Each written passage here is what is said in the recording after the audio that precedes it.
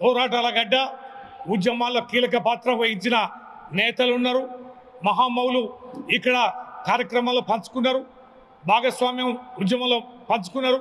అనేక మంది మీడియా మిత్రులు కూడా ఉద్యమ కాలంలో పనిచేశారు, సహకారం అందించారు. అనేక మంది కార్యకర్తలు ఈ గడ్డ పైన ఆ ఉద్యమం జెండా ఎగరేసిన వాళ్ళు ఉన్నారు. వీళ్ళందరూ కూడా సమన్వయం చేసుకోవాలి. కాస్త మైబాలో సమన్వయ లోపం ఉందని మా మారినేని వెంకన్న గారు ఇప్పుడే చెప్పారు. ఆ లోపం కనిపిస్తుంది. ఈ జిల్లా ప్రధాన వైఫల్యానికి కారణం కాస్త ఐక్యతా లోపం అనేది జరగడమే. పార్టీ నాయకులని శ్రేణులని జాగ్రత్తగా కలుపుకునే నాయకత్వం ఏమి అనేది ఇక్కడ ఉంది. ఎవరికి వారు యమునా తీరని పోవడం సరైనది కాదు. అధిష్టానం ఆదేశానుసారం అనుసరించాలి.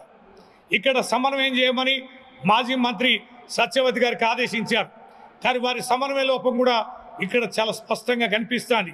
పెద్దవారు సీనియరు వారే ఈ రకంగా వ్యవహరించడం అనేది సరైనది కాదు. ఎంతో నమ్మకంతో అధిష్టానం వారికి బాధ్యత అప్పచెప్తే ఆ బాధ్యతని సమన్వయంతో ఎంతో చెప్పాల్సిన అవసరం ఉంది.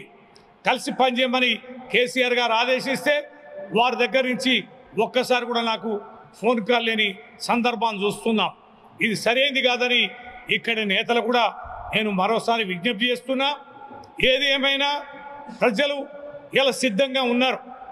కేసీఆర్ గారి నాయకత్వాన్ని కోల్పోయి ఏ నష్టం జరిగింది, ఏం ఇబ్బందులు జరుగుతున్నాయనేది గమనించారు. ఇవాళ ప్రజలు బ్రహ్మరథం పట్టడానికి సిద్ధంగా ఉన్నారు. ఇవాళ పార్టీ కార్యకర్తలకు సంబంధించిన ఎన్నికలు కొద్ది రోజుల్లో రాబోతున్నాయి. వారు గెలవాలి. స్థానిక ఎన్నికల్లో వారి గెలుపు అనేది పార్టీ బలోపేతానికి ఎంతో దోహదకారిగా ఉంటుంది.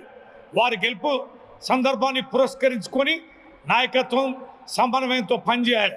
ఈ రకంగా సమన్వయ లోపాన్ని విస్మరిస్తే నష్టపోయేది పార్టీ కార్యకర్తలు, పార్టీకే ఇబ్బంది అవుతుంది. ఎవరి కోసమో పార్టీకి ఇబ్బంది కలగొద్దు. మన నాయకులు కేసీఆర్ గారు అనేక ఏర్పాట్లు చేస్తున్నారు.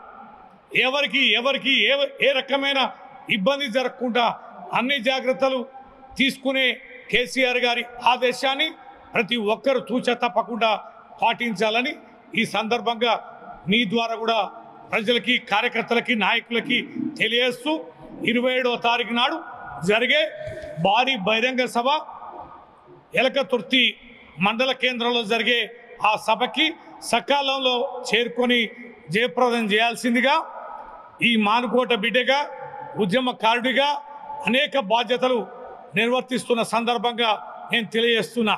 అక్కడక్కడ అధికార పార్టీ నేతలు, అధికారులు బెదిరిస్తున్నారని తెలుస్తున్నది. అలాంటి బెదిరింపులు చేసే అధికారులకు కూడా సమయం వచ్చినప్పుడు తగిన బుద్ధి చెప్తాం. ఒళ్ళు జాగ్రత్త పెట్టుకొని సహకరించాలి. అంతేగాని అధికారులు మరి అధికారానికి మడుగులెత్తి చేస్తే జరగబోయే పరిణామాలు ఆ అధికారులు కూడా బాధ్యత వహించాల్సి వస్తుందని మేము మనవి చేస్తున్నాం. అదే రకంగా అధికార పార్టీ కూడా ఈ యొక్క మా బహిరంగ సభ కార్యక్రమాలకి ఎక్కడ ఇబ్బంది కలిగించినా కూడా ఊరుకునే ప్రసక్తే లేదు.